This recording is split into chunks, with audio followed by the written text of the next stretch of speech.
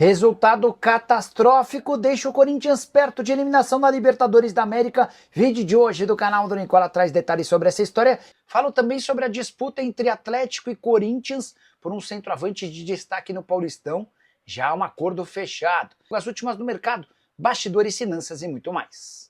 Fala aí pessoal, sou Jorge Nicola, bem-vindos a mais um vídeo do canal. Sem perder tempo, só pedir para deixar like, se inscrever no canal e ativar as notificações. Bora falar agora sobre um centroavante de 19 anos de idade, disputado entre Corinthians e Atlético Mineiro. E já dá para dizer que deu galo.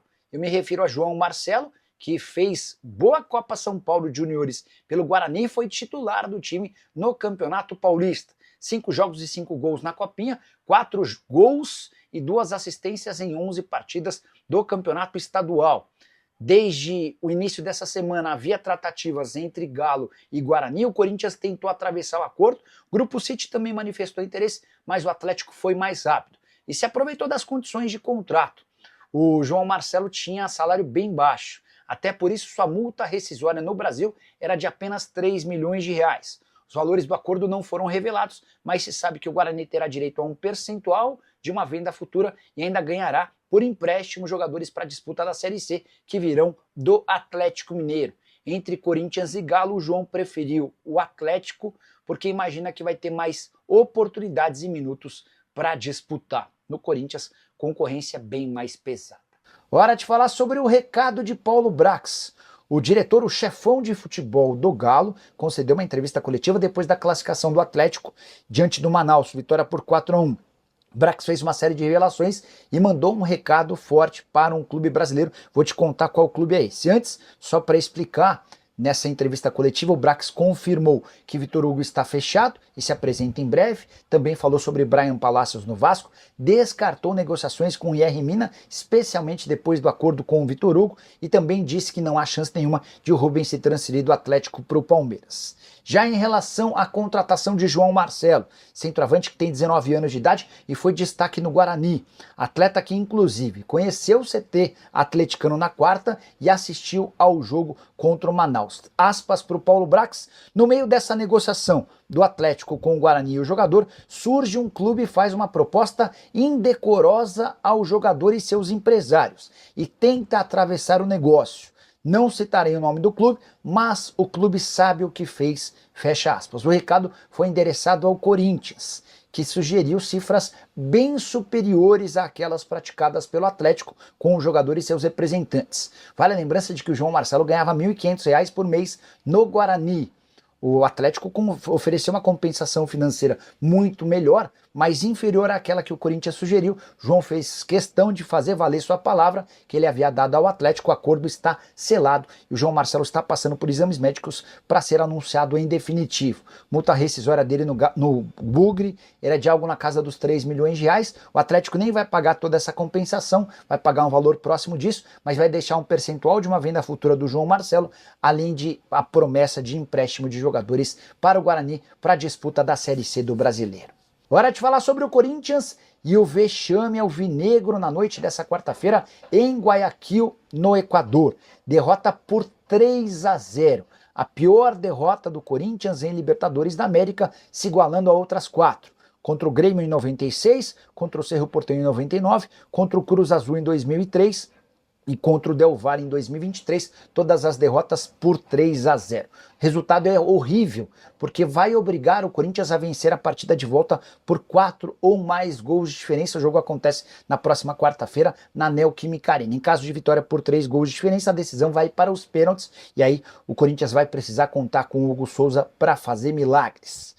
Só para lembrar que o Corinthians de 2025, na pré-Libertadores, vai muito mal, especialmente defensivamente. Foram 6 gols sofridos em 3 partidas. Antes de levar esses 3 gols, o Corinthians já havia tomado outros 3 da Universidade Central, time venezuelano dos mais frágeis.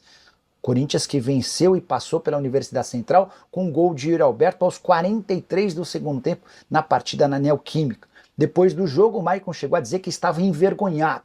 Já o Ramon Dias admitiu que o adversário foi bem superior e que agora não dá para desistir, até porque o Corinthians já mostrou muita força de reação, especialmente no Brasileiro do ano passado, quando corria risco de rebaixamento e conseguiu a classificação para pré-Libertadores. Só para arrematar em relação ao Timão, antes de você decidir se o Corinthians tem ou não chances de passar.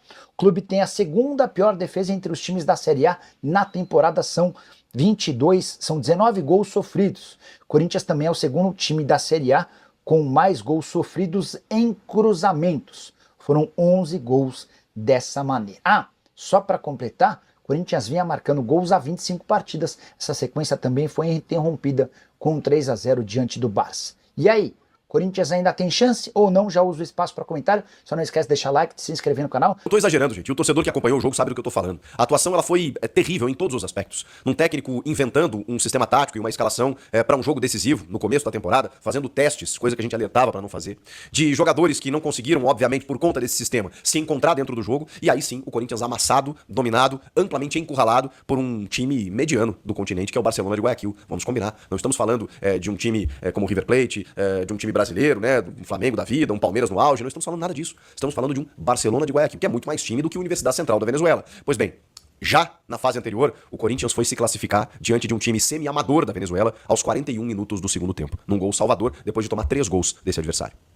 Aí chega nessa partida, num confronto muito mais difícil, contra um time que tá invicto, é verdade, esse ano, aliás, há 12 jogos, contando ano passado, que a gente sabia ia ser mais complicado. Mas peraí, eu não imaginei que o Corinthians, de novo, fosse favorecer a situação, fosse permitir a situação que permitiu. Como fora já contra o Flamengo ano passado, contra o Racing, né, Ramon Dias? É impressionante. O Ramon, ele tem uma urticária com o jogo eliminatório, com o jogo mata-mata. Ele precisa fazer alguma coisa, e normalmente uma coisa errada. Ele não escolhe os melhores jogadores, ele inventa escalações, ele muda sistemas e o time não consegue corresponder. E isso é culpa de quem? É óbvio que é do treinador. É óbvio que eu vou cobrar de quem? Eu vou cobrar dos jogadores, claro, dos principais jogadores. Agora eu tô vendo aí muitas críticas, por exemplo, ao Breno Bidon, ao Memphis Depay, ao Yuri Alberto. Vamos lá. Eu não vou passar pano aqui. O Bidon jogou horrendamente, jogou muito mal e sou fã desse moleque incondicional. Acho que ele é muita bola. Inclusive, a primeira grande jogada, e talvez a única do Corinthians no jogo, tenha sido um chute do Memphis Depay em cima do goleiro numa jogada do Bidon. Porque esse é o jogo dele. Não é o jogo de ficar exposto completamente, jogado aos leões, como o Ramon fez. Usei 3 zagueiros. Sim, mas pra começar ele não usa os melhores, ou o melhor entre os 3 zagueiros, que é justamente o André Ramalho. Que tá bem, tomou um gol em cima dele ainda no segundo tempo, pra pincelar de coisa ruim ainda, mas quando você não tem o José Martínez, que ele perdeu as vésperas do jogo por um desconforto no joelho, já não tem o Ranieri, você não tem uma proteção à defesa. Então o André, ele é aquele híbrido, porque aí você, obviamente, não abdica tanto do jogo. Você tem 3 zagueiros, mas você tem um cara que sai pro jogo com a bola dominada. E não colocaria o Gustavo Henrique, que estaria fazendo o seu segundo jogo na temporada. O Gustavo Henrique quase cometeu um pênalti e quase fez um gol contra. Aliás, fez, mas aí corretamente a arbitragem anulou por impedimento. Ele estava no segundo jogo dele no ano. E no sistema de 3 zagueiros, o André Ramalho foi gigante ano passado. Pois aí justamente quando ele volta com esse sistema, ele não escala o André. Que poderia fazer quase que um volante pra ter mais proteção à defesa e ainda ter uma boa saída de bola. Ele não faz isso. Ele bota o André no segundo tempo pra jogar numa linha de 4, porque aí ele tira os 2 zagueiros. Parabéns, Ramon. Tudo errado, tudo errado. Então, assim, o Breno Bidon, junto do Alex Santana, eles ficaram alinhados numa primeira função e o Rodrigo Garro na armação. Gente, não houve conexão nenhuma entre os setores, porque esse time nunca jogou junto. E aí, como é que você espera que um time que nunca jogou junto tenha uma atuação convincente num jogo decisivo de pré-Libertadores? Cara, é tão óbvio, mas é tão cristalino que eu não consigo entender como um técnico desse quilate, um técnico do Corinthians, não consigo enxergar isso. Que eu aqui desse lado tenho que berrar no microfone, que isso é errado. Que eu ousei falar nas entrelinhas. Gente, ele não vai inventar, né? Vamos no losango, volta, né, com um empatezinho, até derrota simples, beleza? Porque reverte em casa. Tomou 3 no lombo e poderia ter tomado mais. Mas assim, no primeiro tempo, ainda tenho que ouvir, ainda tive que ouvir, na entrevista do Ramon, jogamos bem, estivemos bem. O que ele considera jogar bem? Ser atacado o tempo inteiro, mesmo que o Hugo não tenha feito grandes defesas. Mas não sofremos sustos. Os caras estavam só simplesmente procurando o lugar por onde passar. E no segundo tempo eles encontraram. Mas no primeiro tempo, gente, o Corinthians não jogou. E aí, como eu falei, né, na minha opinião, não dá pra criticar ou crucificar ostensivamente o Breno Bidon, porque ele realmente ficou sozinho ali na missão. Ficou sozinho. Foi uma sacanagem que o técnico fez com ele. O Memphis Depay e o Yuri Alberto não receberam bolas, porque não houve conexão. O Garro foi muito caçado, toda hora que pegava na bola e não tinha aproximação. Nas poucas vezes que o Corinthians pegou na bola no primeiro tempo, não subia ninguém. Por quê? Porque como é que o Bidon e o Alex Santana iam subir, e até tentaram algumas vezes, mas como é que eles iam subir o tempo inteiro se não tinha um primeiro volante? E os 3 zagueiros estavam enfiados, pisados dentro da área. Como que ia acontecer? Um espaçamento, gente, de blocos dos 3 zagueiros, os 2 volantes e os praticamente 3 atacantes. Não tinha conexão e o Barcelona deitando pelos lados do campo. Mas assim, o Carabali pela direita, o Orozco pela esquerda, mas foi uma festa no seu rádio. E o Ramon Dias, no segundo tempo, desfaz a linha de 3 zagueiros, bota o André Ramalho, que não vem bem esse ano, vem pessimamente, mas aí justamente quando ele tem a possibilidade de jogar com 3 zagueiros, ele não joga. Aí ele tira os 2, o Choca que cometeu um pênalti infantil, que eu antevi a jogada, e acho que você provavelmente deve ter feito isso, né? Quando tem a jogada, você pensa assim, não dá o bote, não dá o bote, não dá o bote. Ele deu o bote e cometeu o pênalti. Lógico que isso ia acontecer. No segundo tempo, aí ele tira o Félix Torres também, que pouco fez, tava amarelado e tudo mais, pra botar o André Carrilho. E aí o time fica mais exposto. Porque aí ele esboça uma tentativa de jogar. Só que aí o Barcelona já tinha encontrado a maneira de chegar até o ataque, né, com muita velocidade, troca de passe. E o segundo gol, pelo amor de Deus, o segundo gol parecia o Real Madrid, gente. Parecia o Liverpool, não é esse que jogou contra o PSG, né, mas o Liverpool da Premier League. Aqui, ó, pum, pum, pum, só tapa. Os caras não dão bote. Aí o cara entrou na área pela direita, fez o cruzamento, pum, gol. E o terceiro gol também pareceu brincadeira de criança, né? O Orozco faz o terceiro gol com 3 jogadores do Corinthians dentro do gol. O Hugo sai mal, falha no lance. Assim como ele falhou contra a Universidade Central, ele também falhou no lance. A bola sobrou no pé do cara, livre de marcação, segunda bola toda era deles, né? Aí o cara chuta, tem 3 jogadores do Corinthians dentro do gol. E ninguém diminui o espaço, ninguém diminui no chute do cara. Atuações terríveis de todo mundo. E coletivamente um time que simplesmente não funcionou. Mas, gente, por uma questão óbvia, né? Uma bagunça tática. Eu vou cobrar de quem isso? É óbvio que é do treinador. Que de novo deixou o time na mão num jogo decisivo. Olha que carimbo, hein, seu Ramon Dias? O Corinthians tem alguns jogos grandes nessa temporada. Ele ganhou do Santos. E olha que eu, inclusive, bradei na véspera do jogo. Gente, a diferença naquele momento, tá? Neymar chegando ainda. Naquele momento a diferença do Corinthians pro Santos era muito grande. Como é, em termos de elenco. Falei, cara, é papo do Corinthians, pô, passar o carro em cima do Santos. E o Corinthians conseguiu tomar sustos no primeiro clássico em casa. Contra o Palmeiras no Allianz, tomou um amasso, não fosse o Hugo, teria perdido o jogo. E empatou em 1-1. Descobriu um gol lá com o Yuri Alberto. E no jogo contra o São Paulo tomou um baile também. Os jogos grandes do Ramon, nesse ano, eles foram lamentáveis. E eu nem vou falar desse jogo da UCV, já falando que não dá, né? E esse jogo deu aquele sinalzinho. Não, peraí. Dia ruim, né? 2 dias ruins, né? Não pode ser. Tem uma triste constatação nisso, gente. O Corinthians de 2024 ficou em 2024. E por que o Corinthians de 2024 não volta para 2025? Porque naquele momento existem contextos que a gente consegue enxergar e analisar com mais clareza nesse momento. Naquela reta final do Campeonato Brasileiro, não que o Ramon não tenha mérito, eu não vou tirar o mérito dele de ter encontrado um time e ter dado sequência para esse time, que foi o losango do meio-campo. Justamente esse losango que ele abandona nos momentos decisivos, uma coisa de louco. Mas naquele momento, você teve, o Corinthians teve individualidades que sobraram, especialmente do meio para frente. O Memphis, o Garro e o Yuri, eles resolveram a parada. O Carrilho também foi muito bem, o Bidon, aquele time funcionou, encaixou. Mérito do Ramon de ter encontrado aquele time, beleza. Mas invariavelmente, quando você tem uma sequência de jogos de pontos corridos, você está navegando em águas mais tranquilas.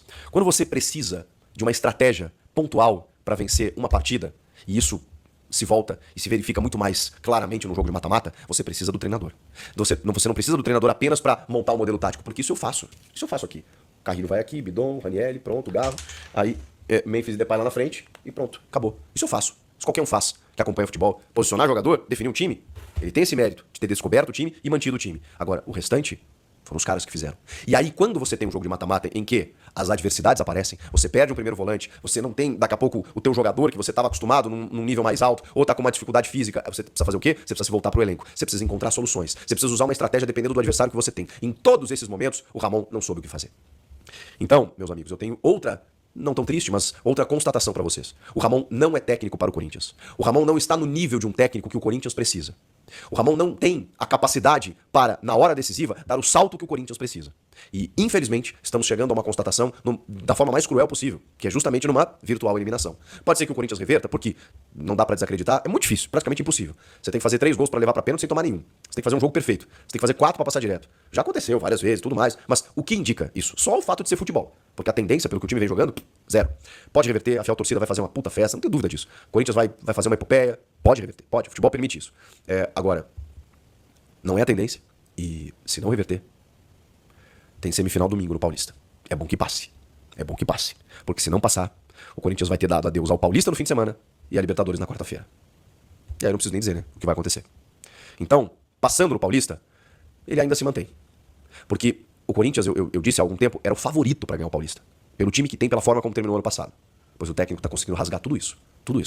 E é lamentável, porque se você olhar para o time do Corinthians, o time tem que estar jogando muito mais. E por que não está jogando? É claro que a gente cobra dos atletas, mas assim, o Tite nos ensinou. Um bom coletivo potencializa as individualidades. E o contrário também é verdadeiro. Se ninguém está jogando bem, tem alguma coisa errada.